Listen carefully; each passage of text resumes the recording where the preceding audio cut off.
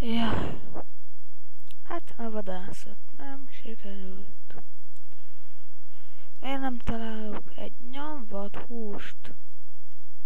Mi lesz vele? Nem lesz mit ennem. Na, mi az? Egy chest. Wow. Na, ugye hús van benne? Na, könyv és térkép. Mi van a könyvben?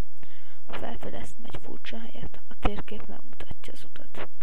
Remélem nincs messze és kaja van néha itt. Hát szerintem az a piros pötty nem vitték messze. Ez az a furcsa világ.